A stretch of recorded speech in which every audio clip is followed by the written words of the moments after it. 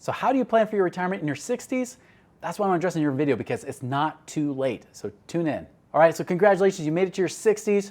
You're excited about life. You're still like, wait, I still feel like a kid. Like I'm in my 60s and I don't even feel like I'm that old like I used to think I was. But what do I do about my retirement? How do I actually retire? Because I've been saving and it seems like it isn't enough. Or maybe I'm not sure if this is gonna last me. Do I keep working longer or can I do something else?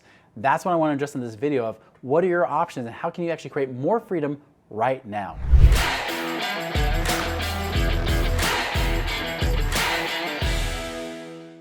All right, so I've had a lot of people just like you in their 60s saying, how do I actually create retirement for myself? How do I actually retire in my 60s? How do I plan for this retirement? Now, it might be you want to do it sooner, it might be later, you're not so sure, right? Well, I'll tell you, like my firsthand experience of this was as a financial advisor 20 years ago. I remember having to go sit down with my dad. My dad said, Chris, I'm 61 years old. I want to retire at some point. I've had heart attacks, I've had strokes. This job is literally killing me. I want it to stop. How do I get out? So I sat down with my dad, got to see his money for the very first time because although he's a cheap penny pinching guy, he also was very guarded about his money. He did not want to show people how much money he had because he was afraid everybody would try to steal it. So I'm finally seeing his numbers for the first time in my entire life, kid or as an adult. And I look at it and I say, Dad, you've done a great job here. Look, you're debt free. You've actually paid off even your mortgage in 18 years. He was so proud of that. He's like, I paid it off in 18 years, even while being a single dad and raising you kids. He's like, I've also been putting money in this 401k. And I looked at his 401k. And yeah, he'd been putting money in for several years, even getting the company match. At the end of the day, though, I had to tell him, it's like, well, Dad, based on even just your kind of spending, which is not a lot every month, here's the problem. If you want to retire today, and assuming that your money may or may not grow, you better hope you die in about 5 or 6 years. You only have about 5 or 6 years of retirement. You need Social Security, which won't even kick in for you till at least next year. So you might be running out of money and then just living on Social Security when you're 67 because that's about how much time you have left. He said, well, that's not what I wanted to hear from you, Chris. I wanted to hear, Dad, guess what? You can retire. And I was like, sorry, you can't retire. You better keep working longer. And he did, guys. He kept working into his 70s. But this bugged me. This bugged me a lot because the whole inspiration for me to become a financial advisor was one, I wanted to learn money for myself. I wanted to see if I can create financial freedom for myself. But two, the person I thought of when I was in that hiring interview to become a financial advisor, because I wasn't trained that way, I got hired as one. By the way, they take anybody off the street as long as you're not a criminal and you can pass a test with at least 70%. So I was in because I could pass tests. And no, I'm not a criminal. I'm not a mass murderer or anything that you know of. So anyways, I sat in that room. I remember thinking, like, okay, I want to really do this, but I want to do this for my dad because he would tell me his whole life he's going to literally die working. How can I give him his life back? And of course, 4 years as a financial advisor, I finally sit down with my dad, and what do I have to tell him? Guess what, Dad? You better keep working. You might have to work more till you get closer to death, and then you can retire. And so I couldn't find that option. I didn't want to throw him in just any type of mutual fund or annuity or something like that because what if it's not enough? What if the market goes down? What if it does this? What if I put him into something that's guaranteed, but it's not enough return to really give him any kind of retirement? It's almost might as well put it into a CD.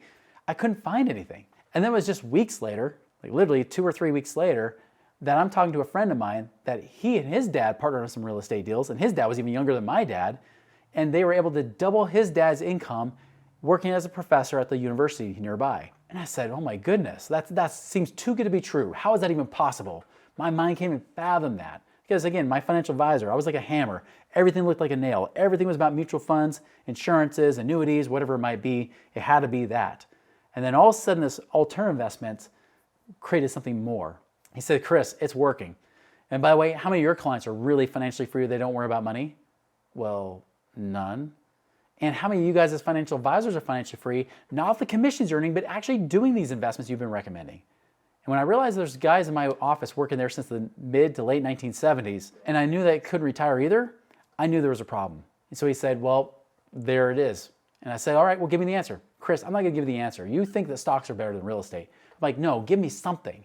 So he said, great, go get this book by Robert Kiyosaki called Who Took My Money? Shorten the book for you, and you can get the 3-hour audiobook, but to shorten it up for you, it basically says mutual funds suck and they don't work. And then of course I listened to this radio show that these two real estate investors were bantering back and forth, talking about real estate and wealth principles and things like that. Things that blew my mind. And I was a financial advisor. I was the guy that was getting training from all these financial institutions, and yet I didn't learn the stuff that these guys were talking about. this alternative investment space. And here's what's crazy, guys, is that eventually I realized I was just a salesman in a suit. And I had a choice. Either I keep being a financial advisor because my pocketbook and my family depends upon it, or I quit and I keep my integrity intact and I do something else. I chose the latter. I ended up saying, you know what, I quit. I will never teach about money again. I'll be a mortgage broker, because that you can be honest there. Or so I thought. I realized there were people that could be dishonest in the mortgage industry too, especially in the last recession. And then of course I was going to teach ballroom dancing on the side. And I was even doing like a little bit of stock trading and things like that too.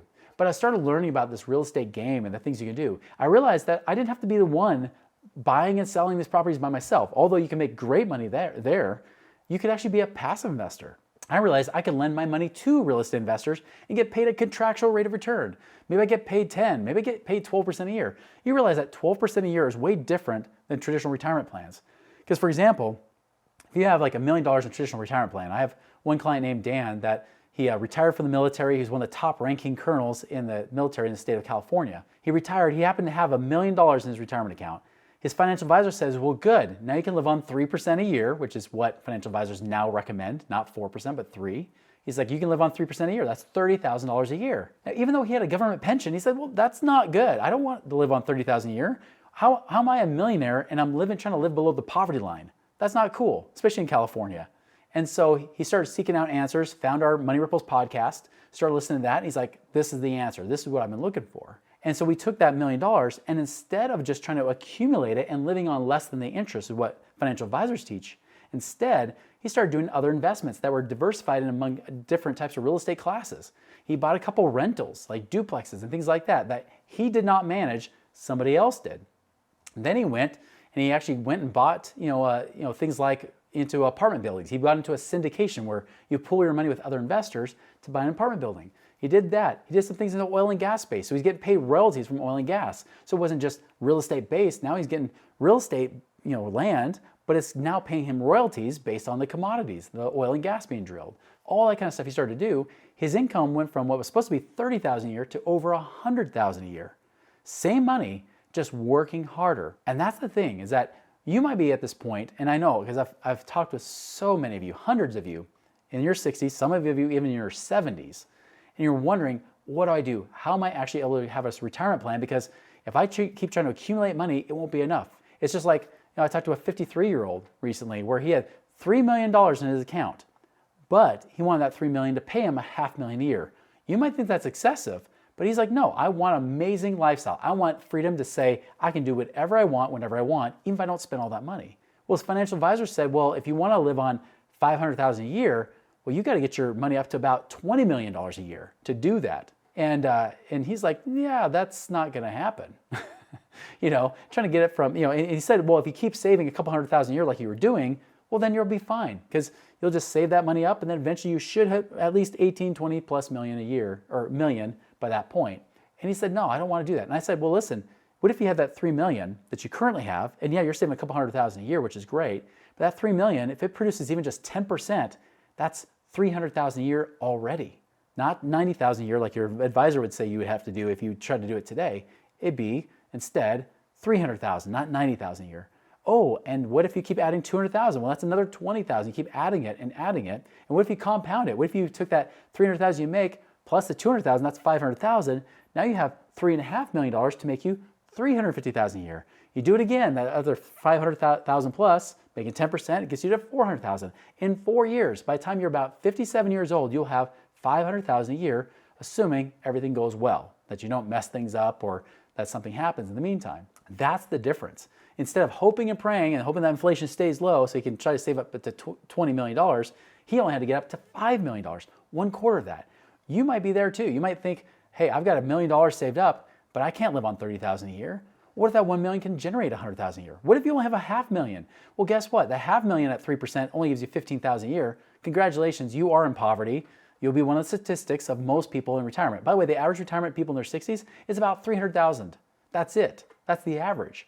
However, if you even had $300,000 at 10%, could make at least $30,000 a year. Combine that with Social Security, which is the average is only about $20,000 a year, but still that can get you at least to $50,000 a year. It's not amazing, but it's something. It's definitely something better than what you've been doing before. Now, you're probably wondering, like, what's actually possible? How could I do this? Can I actually get, something that gives me good returns and it might be even a little bit safe because I'm a conservative investor, well, guess what? I'm probably more conservative than you are, because if you have money in the stock market, you're more of a gambler than I am, because I refuse to put my money in something as crazy as a stock market. That's where, if you want to be more conservative but see what you can actually create income from that, go to moneyripples.com. There's a passive income calculator that you can try out to see what you can actually create in the next 12 months with your situation right now. Try that out at moneyripples.com.